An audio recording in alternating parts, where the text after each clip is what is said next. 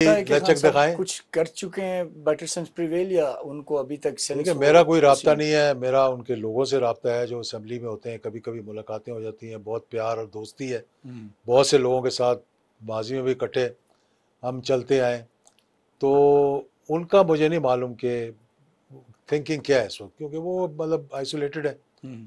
उनके लोगों को भी नहीं पता होगा उनकी थिंकिंग क्या है, बहुत लेकिन कम। जो अलीमा खान आके बात कर रही होती हैं वो बड़ी डिफरेंट होती है, पीटीआई के लोग बात कर रहे होते हैं वो बड़ी डिफरेंट होती है। इसमें क्या आपको लगता है कि कोई इंटरनल इनकी आपस में कोई लड़ाई चल पड़ी है, या खान साहब को अलग अलग एडवाइजेस दे रहे हैं?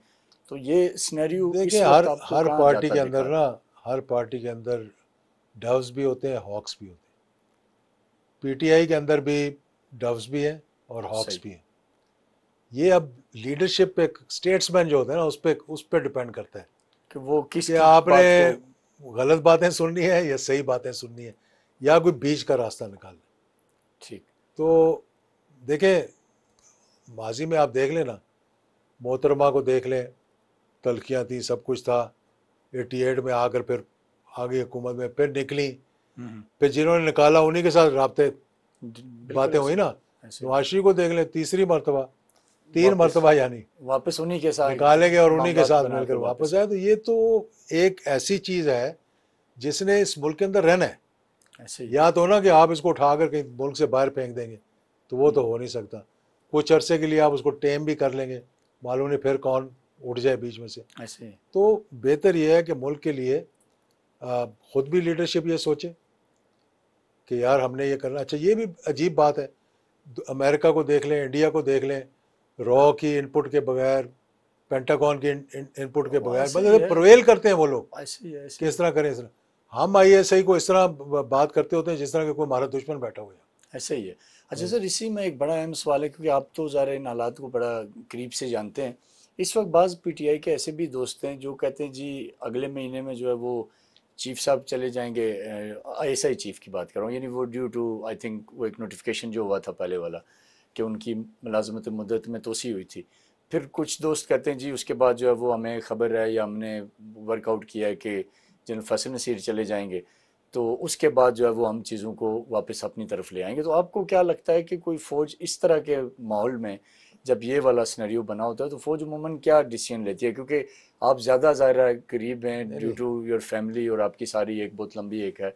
तो उस हिसाब से आपका एक्सपीरियंस क्या लगता है कि इन हालात में जहाँ चीज़ें इतनी आके स्ट्रक हुई हुई हैं, तो क्या पीटीआई के जो दोस्त समझते हैं उस तरह के मामलात बन सकते हैं, या क्या होगा आगे? पीटीआई को ये मालूम होना चाहिए, और बहुत से लोगों को, मतलब from Peoples Party to PTI to PMLN, जी जी। कि ये पता होना चाहिए कि यहाँ पर फौज हमारी इंटेक्ट सिर्फ इसलिए कि चेन ऑफ कमांड। हम्म। ये कहना जी कि जनरल फैज़ जनरल बाजवा की मर्जी के बगैर चल रहे थे, या डीजीआईएसआई जो है उसने अपनी कोई दुकान खोली हुई है, सॉरी टू जी से जी। That word. हाँ। यहाँ ऐसे पे ही। नहीं है, यहाँ पे फौज हमारी इंटेक्ट और दुनिया की मानवी फौज इसलिए है कि एक बंदा है जो जिसके हाँ, लेकिन वहाँ पे मशावरत होती है, लड़ाइयाँ होती हैं, बातचीत होती है, लेकिन जब फैसला हो जाता है तो फैसले हो जाते हैं। ऐसे ही। ये मोहतरमा ने गलतफहमी का शिकार हुई। उनको भी किसी फ़ौजी ने, रिटायर्ड फ़ौजी ने एडवाइस किया कि जी आईएसआई का चीफ अपना लगवा लो कि सब ठीक हो बस जाएगा। थोड़ी हुकूमत ही। और जनरल कल्लू को, एक रिटायर्ड जनरल को उठा के, हाँ हाँ। जिनको मैं मेजर से जानता था, उठा के वहाँ बिठा दिया। उसके बाद नवाज शरीफ साहब आए, पहला आईएसआई का चीफ लगाया, एक्सपीरियंस अच्छा नहीं हुआ, दूसरा लगा दिया। हम्म। मतलब पहले से एक्सपीरियंस अच्छा होता था, क्या बंदा दूसरा लगाया? नहीं, दूसरा लगा दिया, उसी को आर्मी चीफ बनाने के लिए तो मतलब उसको कोशिश की। कोशिश की। तो ये चीज़ें जो है ना, ये ठीक नहीं है। दूसरा, पहले की फ़ौज में और अब की फ़ौज में मसला ये हो गया कि अब जो पॉलिटिकल इनपुट आ गया ना, हम्म। उसमें फिर वो देखते हैं पॉलिटिकली जी, हाँ ये बंदा इन्हों चीफ बनाइए, ये साढ़े काम दा होएगा कि नहीं होएगा, इसका बैकग्राउंड क्या है। हम्म। चार में से आप आपके पास जो लिस्ट आती है 4-5 की, उसमें से आप उसको चुनते हैं जिस पे आपको कहा जाता है जी भाई ये तो अपना ही बंदा है। ठीक है। यही गलती उसी ना वाजिद उसने, ने भी वाजिद की। ने की अभी जो कि जनरल अपने वहाँ पे। रिश्तेदार को चीफ ऑफ आर्मी स्टाफ लगाया कि जी हम थे, 15 साल गुजर गए, 15 और गुजर जाएंगे। ऐसे तो ही है। फिर क्या हुआ एंड में? ऐसे ही है। ऐसे यहाँ ही भी देख लें आप, है। ऐसे ही है। मतलब यहाँ पर एक है कि आपको वो टाइम आया था जब फैसला करना होता है कि you stand with the individual और द इंस्टीट्यूशन। और इंस्टीट्यूशन। तो तो यू फौज ऑलवेज, ज़ाहिर है वो मुल्क के साथ ही खड़ी हाँ, तो होती है मुल्क और के वो साथ, उसको। फौज का काम ही मुल्क के साथ खड़े होना है। तो आप अभी कोई रिसेंट चेंजेस देख रहे हैं जो पीटीआई के दोस्त देख रहे हैं देखिए जी, बहुत ज़्यादा दूरबीन ये से? फैसला मैंने नहीं करना, ये फैसला आपने नहीं करना, ये फैसला करना है पीटीआई ने और इमरान खान ने। सही। ठीक है, एग्जाम्पल दे दूँ आपको मैं, नवाज शरीफ 99 में पकड़ा गया, ठीक है कि नहीं, अटक जेल, लांडी जेल, हम्म। सेसना जहाज़ में, छोटे जहाज़ में हथकड़ियाँ लगाकर सीट के साथ बांध के। बांध कर कराची लांडी जेल पेशी के लिए जा रहा था वापस। हम्म। वो मेरे ख्याल में उनको खान साहब से ज़्यादा गुस्सा था, ठीक डेफिनेटली। है नहीं, अटक इनके साथ जेल। तो कुछ हुआ ही नहीं मैं अभी वही कह तक, रहा हूँ ये ना, तो उसको ज़्यादा गुस्सा था, उसको ऐसे। तो वहाँ से गन पॉइंट पे उठाया ले गए, पता नहीं क्या कर रहा था। मैं वैसे बात आपको बता रहा हूँ, जिस दिन नवाज शरीफ ने फैसला किया ना, एक साल पहले, मतलब 6 महीने 8 महीने पहले उनके इस फैसले से, हम्म। मैंने कोशिश की थी कि किसी तरह से मान जाए, परवेज़ मुशर्रफ को मना लिया हम्म। कि असेंबली ना तोड़ना, असेंबली के अंदर से मुस्लिम लीग नून का इनकी मर्जी से किसी को बनवा देते हैं तो मामला चल पड़ेंगे। ठीक। He said okay, go ahead and talk to them. मैं बात करने गया, उनके वालिद को पहले कन्विंस करने की कोशिश की। जब मियाँ साहब से मेरी मीटिंग हुई तो उन्होंने नहीं की, कैंसिल कर दी। पैगाम मुझे भेजा और ये कहा जी कि अभी उनका मूड नहीं है, वो जो आपका प्रपोजल है। पहले तो हम्म। ऐसे ही कहा ना, कोई लीगल मीटिंग है ये वो। तो फिर मैंने पूछा, ठीक। मैं सच्ची बात बताओ, तो ये निकला। जिस दिन खान साहब फैसला करेंगे ना यार, हाँ, सारी चीज़ों को देख कर यार कि ये पाकिस्तान है, ठीक है। ये नहीं, ये मेरा मुल्क है, सही। मैं मतलब एक पॉपुलर लीडर हूँ। नवाज शरीफ कम पॉपुलर नहीं था उस वक्त, ठीक है। ठीक है ना। जी डेफिनेटली, मेरा वो ख्याल है तो जितनी नवाज खान शरीफ साहब की का। पॉपुलैरिटी इतनी उस वक्त नवाज शरीफ की भी थी। बिल्कुल बिल्कुल था। तभी तो उसने इतना बड़े पंगे लेने शुरू करते हैं, जब तो वो देखते हैं यार अब इतने वहाँ मेरे साथ है तो मैं क्यों ना हम्म। इस तरह करूँ।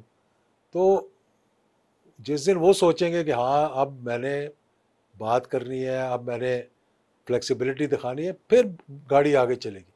ठीक। और अगर वो आप ही को कोई उनका बंदा राब्ता कर दे कि सर अब आप दोबारा कोई देखिए गाड़ी को चढ़ाएं पटरी पे, तो आप रोल प्ले कर सकेंगे? मैं आपको हकीकत बताऊं कि मेरे किसी से कोई रब्ता नहीं है, ठीक है ठीक। ना।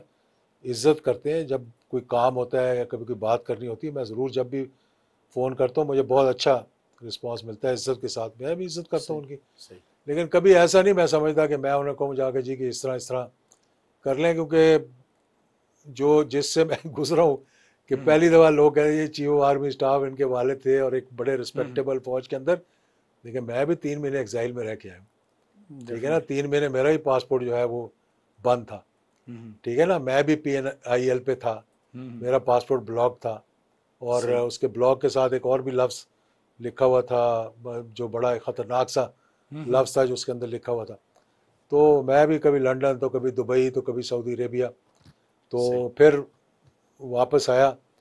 तो ये नहीं है कि मतलब जब एक फ़ैसला उन्होंने किया और उससे उससे हम टक्कर लेंगे तो चाहे कोई भी होगा, हम्म। लाजमी बात है you will have to suffer. Sir आखिरी सवाल आपसे, क्या आपको लग रहा है कि खान साहब मिलिट्री कोर्ट्स की तरफ जाएंगे, या उससे पहले पहले कोई बातचीत हो जाएगी, या बिल्कुल बातचीत होगी ही नहीं और बस जो 9 मई और जो जो ज़ाहिर एलिगेशंस हैं उन पे एग्जीक्यूशन होगी? इस पे आपका अपना सारा तजर्बा क्या देखिए उसका निचोड़ मेरा बताएं? नहीं ख्याल कि आप कह रहे हैं कि मिलिट्री कोर्ट्स की तरफ जाएंगे, ये भी एक मफरूज़ा है ना, जिस हाइपोथेटिकल। हाँ जी, मुख्तलिफ मतलब हम हालात सोच को रहे हैं देख जी, के लोग डांट लोग सुलट तो कर रहे यहाँ हैं भी कि कह जी रहे ये। हैं जी कि वो टॉप सिटी नहीं है, वो असल में तो 9th में है, और ये है और जी वो जी है। ऐसे तो खान साहब के भी जो सही मसला शुरू हुआ था ना, वो DGISI पे ही शुरू अपॉइंटमेंट हुआ पे था, हो माजी की तरह।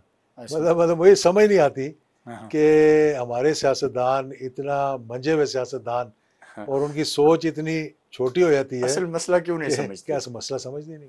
ठीक। तो मुझे कोई ऐसा सिनारियो मैं नहीं कह सकता कि मिलिट्री कोर्ट्स होंगे, ठीक है। कि ऐसे कन्विक्शन होगी। ठीक है। आ, ये अभी डिपेंड करता है, let's see how time will tell.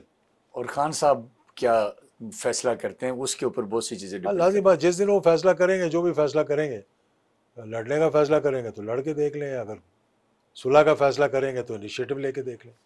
बहुत बहुत शुक्रिया सर आपके कीमती वक्त का। नाज़रीन हमारे साथ मौजूद थे एजाजुल हक साहब। बड़ी तफसील से माजी के और मौजूदा सिनेरियो में और फ्यूचर के हवाले से हमने इनसे बड़ी इन्फॉर्मेटिव हमारी डिस्कशन हुई है। आपके फीडबैक का इंतज़ार रहेगा। अब अपने मेज़बान डॉक्टर इरफान को इजाज़त दीजिए, आपसे फिर मुलाकात होगी नए इंटरव्यू के साथ। तब तक के लिए अल्लाह हाफिज़। पाकिस्तान पाइंदाबाद।